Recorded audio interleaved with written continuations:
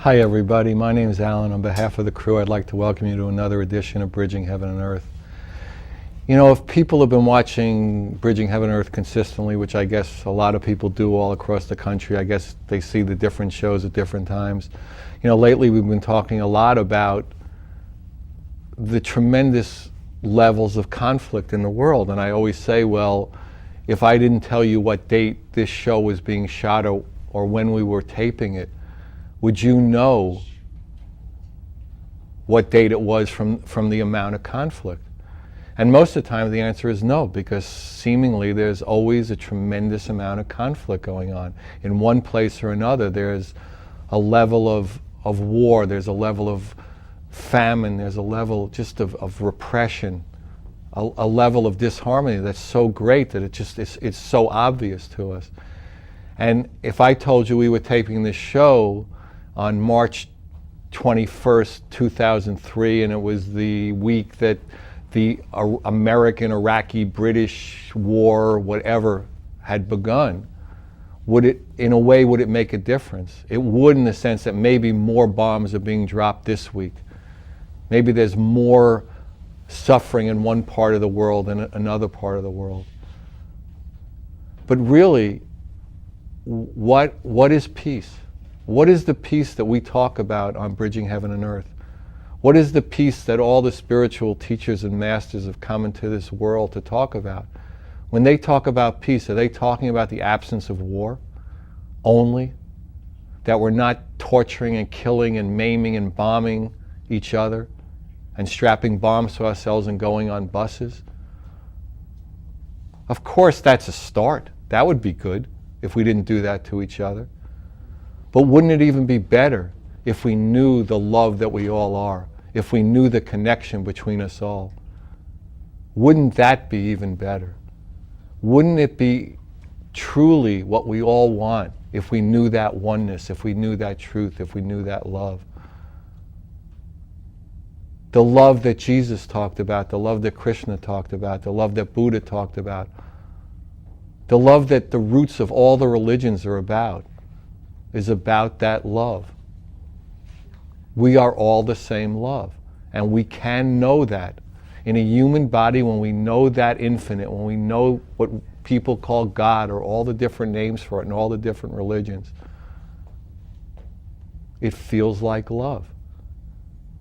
And it feels like we're all connected to each other and all the other beings and pieces of incredibleness on this planet and forever, and in this galaxy and in this infinite universe, in a sense. So for all of us, I mean, is it not time to recommit again and again and again and again to knowing that love and not seeing the differences? The differences are so small in light of that connection, in light of that knowing, in light of that oneness, in light of that love, in light of that God. And we can know it in a human life, and we can know it now. So whenever you're watching the show, maybe that war will be over. But will there not be oppression? Will there not be tyranny? Certainly we hope so. Hopefully if you see this show in a week, the world will have an epiphany and we'll all know that truth. But for each of us, the question is, do we know the love? And we talked about that a lot on the last show. And in our hearts, we need to know it. So tonight we have somebody as a guest tonight whose life is dedicated to knowing that truth and knowing that love and sharing it. Cathy Heath has been a spiritual teacher and a healer for many years. She's an energetic facilitator. She's known as a communicator from the realms of the deities. She teaches how to translate the highest loving potential into everyday life. And don't we want that? Or would we rather see the differences in color, in religion, in sexual preference, in countries, and have all these arbitrary boundaries, and have holy wars and fight, and there's enough God to go around? So, you know, Cathy's with us tonight, and then we also have some incredible videos, these sacred visionary art music videos that a good friend of Bridging Heaven and Earth, David, who's head of the Light Party, gave to us. It was part of this big festival he held in San Francisco, and they're beautiful videos. So again, we're together, we're here, and the opportunity is for all of us to take it another step, to make that commitment one more time, to try to drop into that love a little deeper, a little more sure, and take it out into this world and bring that love out. Just be that love. Be love in motion. And then we'll see what happens in the world. So, as we normally do, join me in a short meditation. Then we're going to have the visionary art video, and Cathy's going to be with us, and it's an opportunity again for us all. So please join me in a short meditation.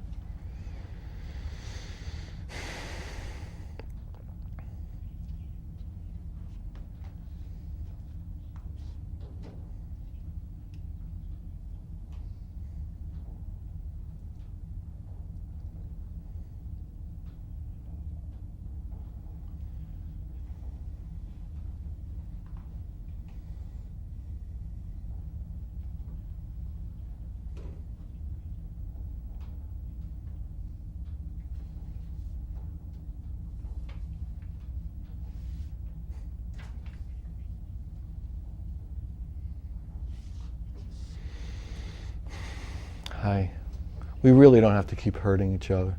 It's really not necessary. And whatever reasons we think for doing it over and over again, we've got to see deeper, more, fuller. We've got to know the love. So we're going to start tonight's show with this Sacred Visionary Art video. It's a music video. It's from David and the Light Party. It's from the Sacred Visionary Art and Music Festival. It's an annual festival in San Francisco. Many of the guests who have been on Bridging were featured at that festival. We had Catherine Andrews, Ali Miner, Leszek Forchek, Reagan Mendenhall, Jonathan Quinton, Bonnie Bell, David Todd. They've all been guests on the show. Their art is extraordinary. And the first video is going to be two people who weren't on the show, but I thought you'd like to see them, Daniel Holman and Aya. So, the video.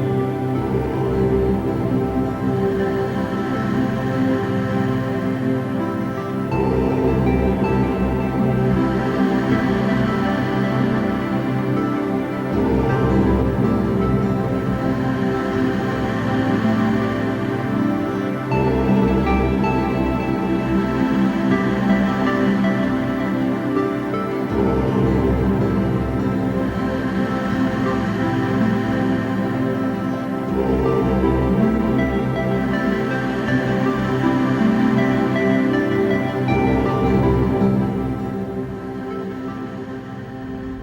we're on the set with Cathy. Welcome, Cathy. Thank you. So you've had an interesting story about how, like, this world of the love I was talking about opened up to you. Well, yeah, I guess it was kind of interesting. I found out I had cancer, and I was back east, and I was walking through I was meeting my folks in Maryland, and walking through this grotto area, Mother Seton's place, which I had never heard of, but my folks, being Catholic, they were really excited about stopping, and they were lighting candles for me across the country anyway. But they took my daughter, who at the time was 2, up to the chapel, and I just walked around the grotto, and I saw this picture of Our Lady of Guadalupe, and it was just being very contemplative because it was during the Gulf War at that time, and. Is there always a war? It's just, my God, it's brutal out here. Yeah. And so I just, I heard a voice, and I recognized it as a person that my family knew. He was a psychiatrist in our area, very well known, and he had a very distinctive way of speaking, so I couldn't mistake it. And he just told me that there was a lot for me to learn. And it was like I had this rush of energy coming through my body. If a computer could feel, I guess it would feel like a computer having information downloaded to it. Wow. And got your hard drive worked on, yeah. as they say. A lot. Anyway, so after this rush of energy, which lasted for quite a while. Quite a while, meaning an hour a day, a month? For me, it seemed at least 2 months, but I'm sure it was a couple minutes. Oh, really? Yeah, literally, seriously. And then I just, it was like I had an incredible amount of peace inside of myself.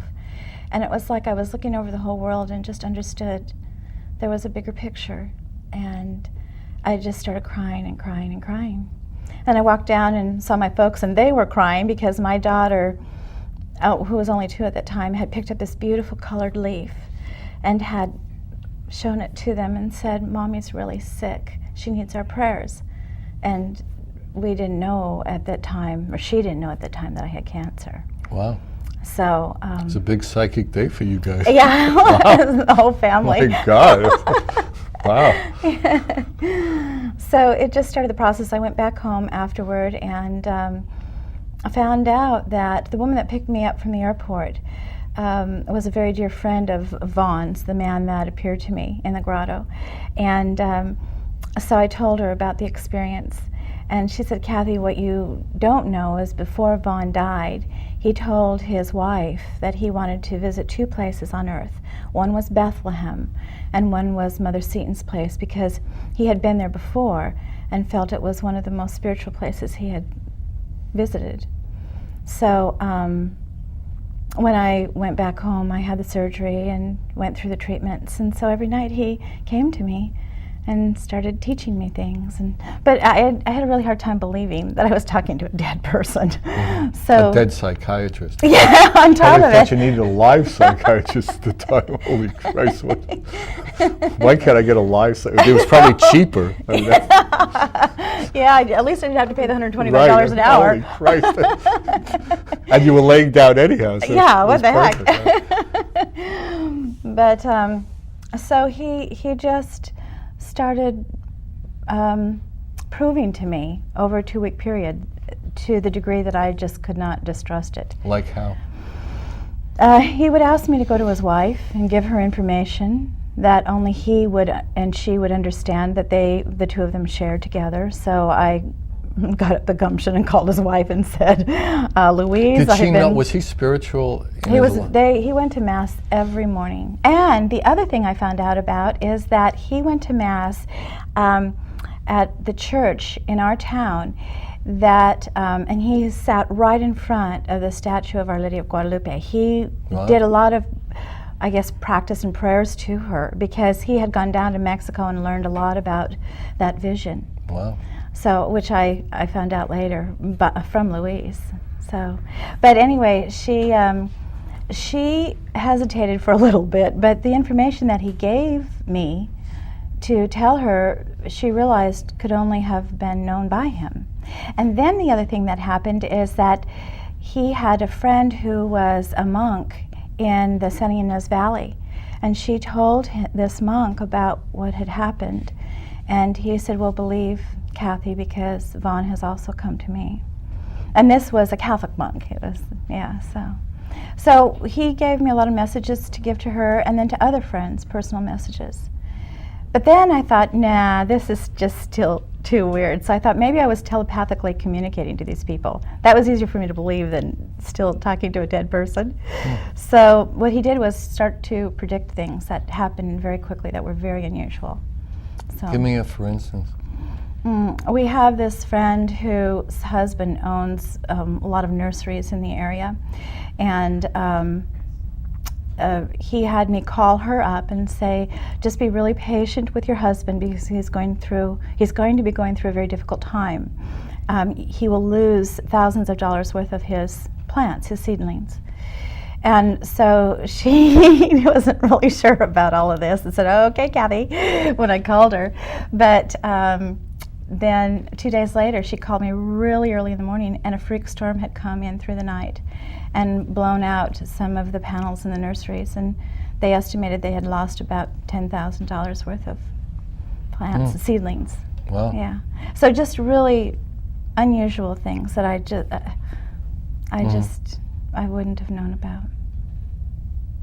So that's one example. And then he had me talk to another woman who, and tell her not to worry, she was going to have a bouncing bruiser of a baby boy. And I gave that information to her mother, and her mother gave her that information at dinner, and this woman ran out of the restaurant crying. And the mother called me and said, what was this information about? Well, her daughter called me later and said that she'd been trying to get pregnant for a long time, and she hadn't been able to. And a psychic had told her when she was younger that she was never going to be able to have children. So she was really worried about that. So a few days later, she had a pregnancy test and found out she was pregnant, which she had just given up. So you're in the process of being convinced that this information and these teachings are of value. Well, first he had to convince me that there was something more than what I could feel and see. So, and then he started with the teachings. Actually, he introduced me to a woman who would sit by my bed at night. I was really uncomfortable, and I couldn't take any pain medication. So she would sit by my bed and knit. And we called her Granny. And she would be the one that would get me up in the middle of the night and teach me lots of things. So, and then it was just an evolutionary process. They left, but before they left, they took me into this very, very deep meditation. And it was, I saw this worm crawling across the lawn, but it was a huge lawn, and it took forever for this worm. And all the birds were flying, and it was just very, very, very arduous for this worm to cross all this length of lawn and then go up the tree and out the branch, and then it spun its cocoon. And then it was the proverbial butterfly. And as the butterfly was released, they said, "You're ready to fly." And so then these energies started coming into my body even more. And I just started having these spontaneous things happen. So, like what? Well, one of the first things that happened is I was over at a friend's house, and we were in her backyard. She lived out at the beach, and there were all these trees and lots and lots of birds in these trees. And behind her was a grocery store, and the trash trucks were picking up trash, and she was off the freeway, so there was a lot of traffic noise. And this information just started coming through, and my voice softened, and this information that came through was from a presence that was talking about peace and finding peace in one's heart. And then just asking that we all go inside our hearts and find that quiet. And as soon as I said quiet, all the noise stopped. The birds, the trash trucks, the traffic, it just stopped. Has it come back? Yeah. My God, the whole area. The was land values in the area, did they go up or down? There's no noise here. It's freaky.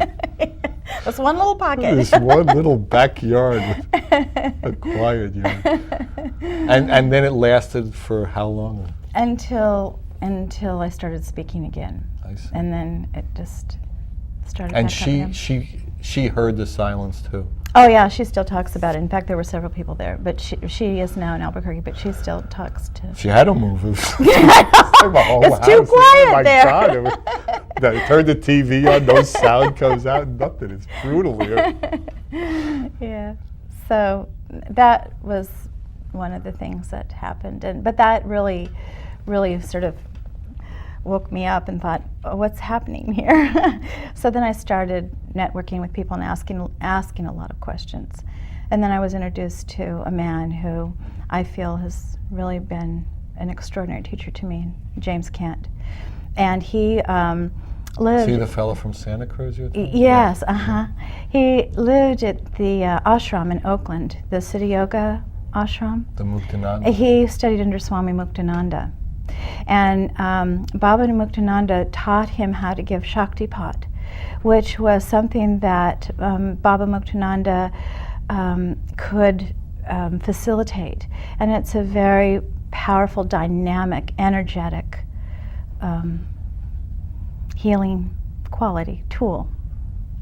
So, and James just spent a lot of time teaching me and working with me, and introduced me to other people. And then I was introduced to some Tibetan Buddhist Lamas. And they understand many, many of these things. And His Holiness uses an oracle. That's how His Holiness was able... His Holiness, the Dalai The Lama. Dalai Lama, excuse me, yeah. Yeah, I know. Everybody's got a different holiness, so Yeah. can't assume anything around here. So that's how actually he escaped safely out of Tibet, as the oracle gave him instructions. So the several of the lamas, I really wanted to have all of this checked out. I really wanted to know what this was about. And so one of the lamas explained to me that he felt there's a deity known as Tara, and the Tibetans believe that she is the mother of all Buddhas. And everything feminine is a manifestation of her. And he just felt that I knew her. And then another Lama just explained to me that the energy and everything comes from the realms of the deities, as they call it. So. And what do they mean by that? Well, that when I go inside myself and really go in deeply, I feel that I connect with the oneness. And from that point, all things exist. So that's sort of what they, I believe, mean by from the realms of the deities. The deities contain all things. Tara is a manifestation in feminine form, but she contains all things. In fact, they break her down to 21 aspects. So, it's just, yeah. But I believe that source is the oneness that you speak about. That's where we all meet. That's where we all come from. Yes, yes. And we all, if we practice and are sincere and we go inside ourselves, we all are that, and we're not separate. So when we're in that space, I'm not separate from you or anyone else. So when an individual comes and asks a question, and we're coming from that space, there's no separation, so there's the answer.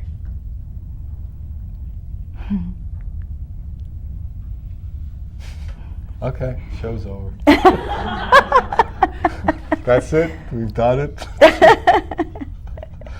You know, it is interesting because, I mean, like, you know, we do a talk show and then there's nothing to talk about because there's an experience. Right. I mean, you know, ultimately people want to have the experience of that truth, that knowing, that oneness, and all the words ultimately, unless you're having that experience, are hollow. Right. You know, it's like sitting in meditation. You know, you have the right form and your back straight and you're on the right pillow, but you're thinking of the ball game or the whorehouse or, you know, your bills or, you know, whatever you're thinking about. You know, and you know, and then, you know, that's not exactly what people would call meditation. Not most circles, I of course have different. But so, did they teach you meditation techniques to have that experience over and over again? No. No. Well, get out of here! My God. No, not really. But what happens is when I when I would go in, I would just be there. I mean, I would say my prayers. I would hold an intention that all things are in the highest loving context. And then So did they teach you that as a technique? Yes, they did I do see. that. Okay. But there wasn't any really training. In fact, there were several psychics and however you want to label them, that were giving workshops and things. And I would want to go, and always something would happen at the last minute that stopped me from going. And so what I was told then when I'd go into my own guidance is that I wasn't... You got a direct shot. Yeah, so why try to be like this person over here or that person over there when it's just about me going inside myself and learning from that space. So... No, it makes things easier, you know. I mean, there's no intermediary. Right, exactly. I mean, you know, and tools and teachers are helpful, but at some point, you know, they're not always there, and you know, you can't always sit in meditation. But that experience of love is in you. Right, it's inside of all of us, and when we go into that space, then we're in that oneness. I believe. And so, just. We'll show the video in a couple of minutes. Why don't you just start talking a little bit about how you started, you know, experiencing that and then starting to take it out, you know, and to share that with people and to teach and to be a healer with that love and that energy. Well, I believe that I see so many people that sit in the details of their life and just look at habits and patterns that they're in, and we have a natural tendency to chastise ourselves or judge ourselves. But when we can really look at the bigger picture, oftentimes there's an understanding and awareness that if we hold about ourselves, for instance, maybe there's a pattern that we've carried over into this lifetime from a past life. And if we can understand those, then we can hopefully take ourselves out of judgment and bring compassion and look at those aspects of ourselves much more compassionately and say, oh, that's that human part of me surfacing, of course, because of this. So if we can hold ourselves in a bigger picture, and that's what I support people in understanding very specifically about who they are in a specific way, whether there's a past life pattern, whatever it is. But the main point is to take ourselves out of judgment and just sit with compassion. And we're human. People seek enlightenment, but what is enlightenment? Are we devoid of sadness?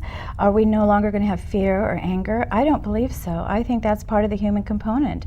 And if we can just sit and be the observer of these human parts of us surfacing in fear and anger, some of these are really protective measures for us. And if we can be the observer and meet ourselves with compassion and knowing in that moment we're doing the very best thing that we can do, then we're not separating any aspect of ourselves.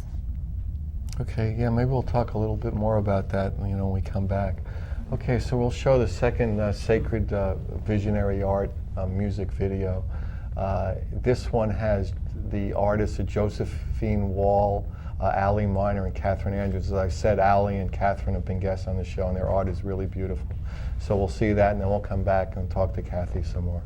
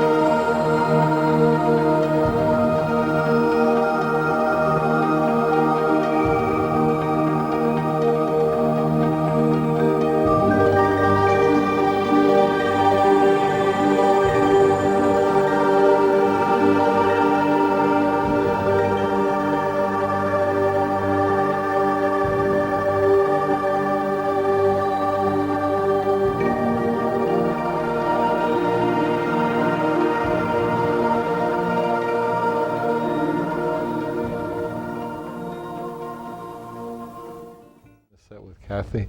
So when did you start like taking this information? How long did it take you from the time you first started, getting this information to the time that you were guided or knew that you should make this available to people? Well, it was probably about 5 years, because it still took me a while to trust it, and trust myself, and I'm still in the process. I'm still in the process of working on myself and understanding myself. But it took me about 5 years before I started just sitting with people and doing whatever it is that I do. So, but I just saw how people responded, and when I go inside this place, it's the most loving experience. And to translate that to others, to help support them in seeing themselves from that loving place, really So, would you say it's some form of counseling, or? Yes, and some people have many different ways to describe it. I believe that there is a definite energetic influence. I've been told that as much as there is a verbal exchange, there's an energetic exchange also. And so some people see it as many different things. If it's channeling energy, I don't know how they want to. Well, however they want to describe it. But I believe it's just from that ultimate place of source, from that divine place where we all meet in oneness. And from that point, though, all information exists. So whether you're working and there's no limit in time. So whether you're looking at past lives to understand why you're in a certain pattern, or your life looks like that Groundhog Day type movie. Over and over. Yes, yeah. Right. So, and then there's other facets to this. I work with a person who knows kinesiology very, very well. He has mastered those skills.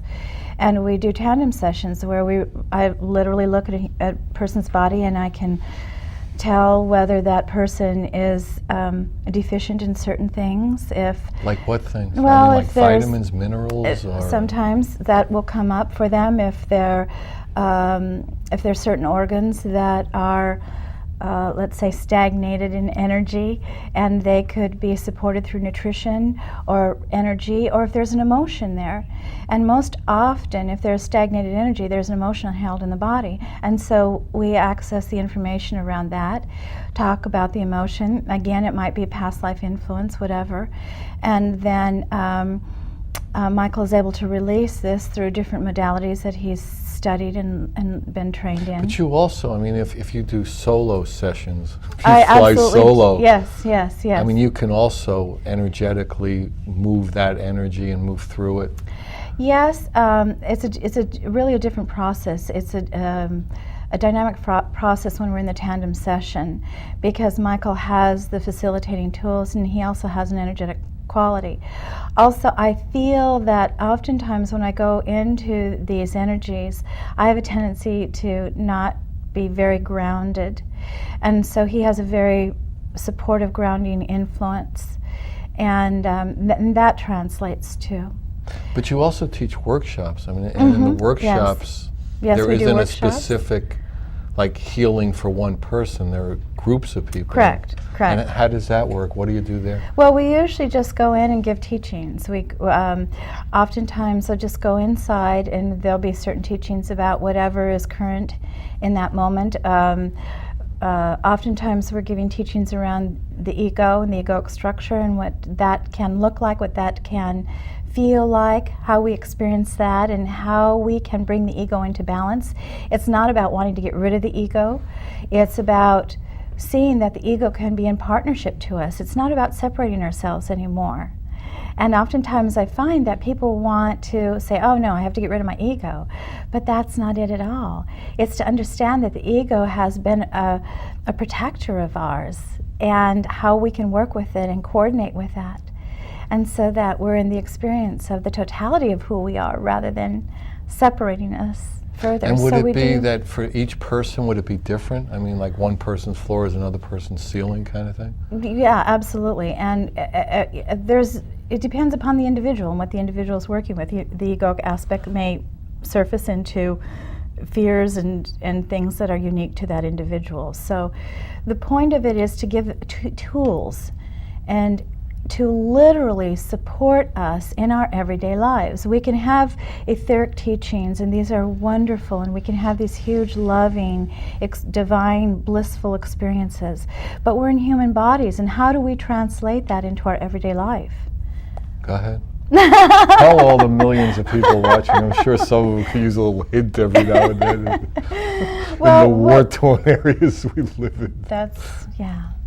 Well, what we do is support in giving individuals tools to use so that when they're in struggle and when they're in pain, they can reconnect with this totalness of who they are. Is there one tool that you could, offer to the multitudes watching Bridging Heaven and Earth all around the world? Yeah. One tool, I just feel that what's so important is that we get out of the judgment of ourselves, and then we can do that and meet ourselves with compassion. As we were talking before, we can spread that to everybody else in our lives. So one tool, it's not a new one, but going in, being the objective observer, watching ourselves, stepping back and watching ourselves in anger or in fear. But what we do is we have to be conscious enough to say, oh, when that starts surfacing, oh, this is fear, this is anger, identifying with that and saying, okay, this is this egoic aspect of myself that's surfacing. And just view it with compassion and love and say, speak to ourselves, speak to that human aspect as though, let's say, God or Goddess would speak to us. God, Goddess wouldn't judge us. God, Goddess would say, oh, of course that human part is reacting because there's just such a limited perspective being held in that moment. And in that, then you release the charge, you release the resistance of that fear or anger, of that experience. In releasing that resistance, then it's easier to come from that divine perspective, let's call it. And how do you create that gap? I mean, a lot of times, we're so overwhelmed by our fears and our hurts and our uncertainties, and that, it's not so, it's like the old joke, that's easy for you. How do you have this objective observer? What's the tool to separate out from your fear? And not that I'm afraid, but that there is fear in this human body they call Cathy or Alan or multitudes, whatever they call it, everybody. Well, the most important thing is to remember intent. So if you can just hold intention first, because energy follows intention, and just start holding the intention that we start developing a relationship with ourselves from a compassionate place, that we start learning. So you have to want to, and that has to be like in your heart, that is a prayer of mine, and whether it's a spoken prayer or an unspoken prayer. Right. And if you flub up, the point is not to judge yourself and say, shucks, I missed that opportunity, because believe me, there'll be more opportunities down the road for you. But just start being more conscious. And oftentimes I tell people, there's little pop-ups that they use on the music videos or the shows. If you could just see that, as soon as fear or anger, see it as a pop-up and play with it. Don't be too serious, because then there's struggle in that. But play with it. And just the most important thing is just to be committed to some degree that this is what you want to start doing. Because the goal is to know the love. I mean, it's not the goal is to separate and watch things objectively. Right. But it's to experience the fullness of who you are. Right. And as soon as you start practicing this and stepping into this more and more, you'll see that as soon as that fear or anger surfaces, you'll be conscious enough to identify with it, step back from it, and then it immediately dissipates. You're not contributing to it. You're not adding energy to it. And then the situation that you were either fearful or angry about dissipates. And you are just naturally then back into that compassionate, loving place. So it takes a bit of practice, but it works. So, because we're using words, because this is a talk show, what would you say are like, the 2 or 3 messages, that the information you've gotten that would be the most important thing, to have compassion for yourself, would be obviously somewhere in the top of the list, right? Yeah. What would some of the others be? Well, again, stepping out of judgment and holding yourself in compassion. Because from that perspective, then, there's many things that happen in the states of compassion. One comes to a greater sense of understanding of oneself. And in releasing oneself from those judgments, then we can hold the bigger picture for other people too, and understand that maybe they have behaviors that are irritating, but it's okay. They have human aspects. And then that gets translated, that is shared with everybody else, and everybody else sees that you have that potential, and they watch and see how you do this and handle yourself. And then they want to know, how do you do this? How do you stay in this peaceful space when your world is tumbling down? And I believe that the greatest responsibility we have to our world is first to come to that peace inside of ourselves and be happy. Just be as happy as we can be, and just love ourselves as much as we can. And then we can just spread that everywhere and dedicate it to these areas that are in strife and struggle. But really allow ourselves to be happy in this world as it is. But we can't do that unless we are happy with ourselves as we are, no matter what. Yeah, I mean, we really have to look at ourselves, and see, in a sense, what the human condition is. Right. The vastness of the human condition and what an extraordinary experiment it is here. And that it basically hasn't been easy for anybody in some ways. And that we all have those human characteristics that, pop up and pop down and pop around.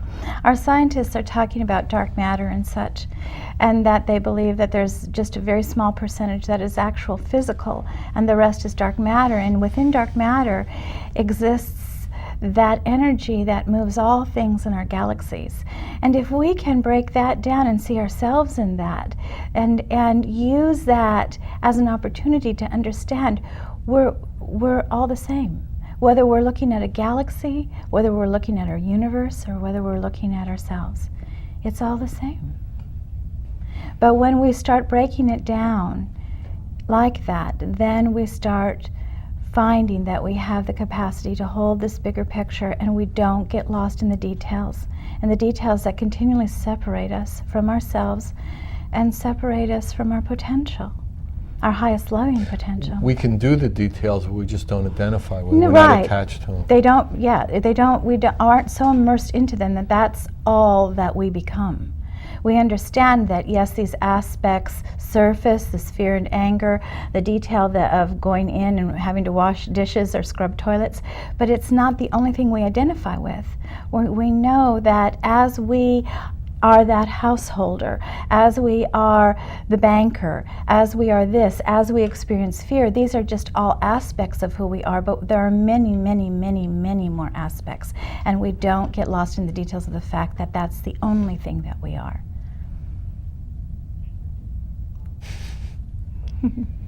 So, I mean, what you're doing in a sense is like creating a space where, like, the infinite can be seen. Because everybody has it. Yes. Yes. So it's like unwinding the onion or some semblance of something to create a time and a space, in human time and space, to know, oh, I am infinite. Right.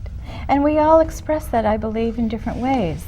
I believe that we oftentimes realize ourselves through certain aspects. So if you look at the different deities and saints, they all express a certain aspect, and I believe that that's what we do also.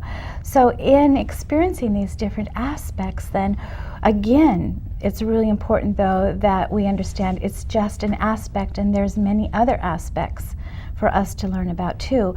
But that's how we can start developing a relationship with ourselves. We may have a relationship with a saint or an angel or a deity, and we may be able to sit and feel into how we feel about that presence, that energy. And to the degree that we can feel that, then we own that for ourselves.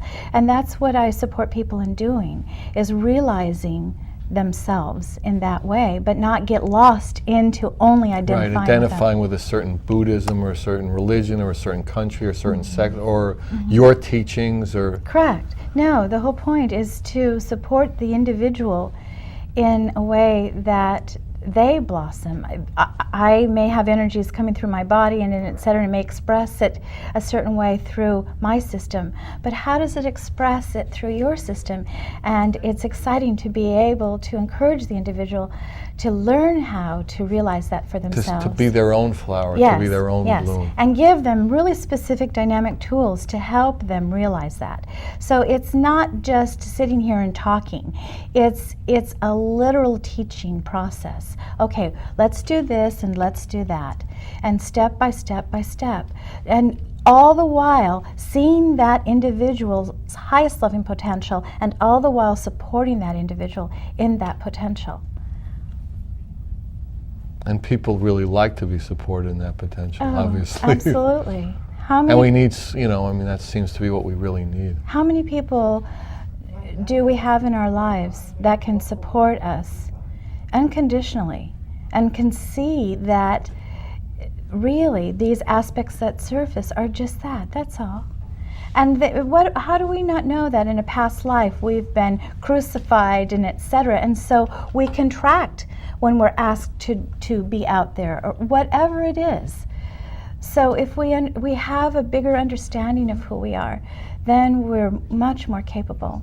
So at different times you might even help people explore like past lives or... Not to give the mind something to do, but to be very purposeful in understanding who they are in the moment.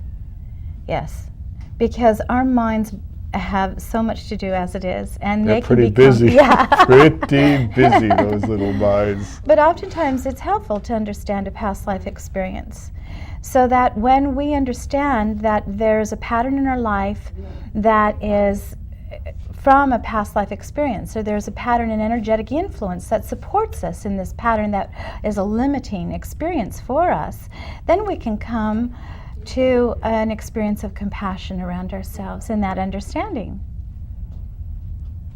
And it feels a lot better. Yes, yes. And it feels a lot lighter. Yes. And then we get lighter and lighter and lighter. And then we can forgive ourselves. Right. Mm-hmm. So, and then the other thing that I believe is really important is, again, having very specific tools. Because it's not about just understanding this, but it's about, okay, what if I am in this situation? What do I do then? And then if there's a tool for that individual to use, it makes it much easier, and also it gives the mind something to do. And even so, at some point we want to be in the place where, like, we don't want to even separate ourselves with a tool that we've become. Absolutely, that that's we know the point. That, yeah, that's the point. To know that and be natural in that experience. The tool is just the bridge to heaven and earth. And that's it. We've come. That's great. So yeah, the show's coming to an end again. It's, do we know the love? There are a lot of ways, there are a lot of tools, there are a lot of teachers. But ultimately, in each of our lives, we need to know the love. So, if you want any information about Cathy, the workshops, her teachings, sessions, counseling, call me, Alan, 805-687-2053. That's Alan, 805-687-2053. Again, it's an opportunity for us all. It's an opportunity for us all. Whenever you're watching or hearing, or this show is being made available to you, to go deeper, to know the love, and to be in harmony with what we are. So good night. God bless you.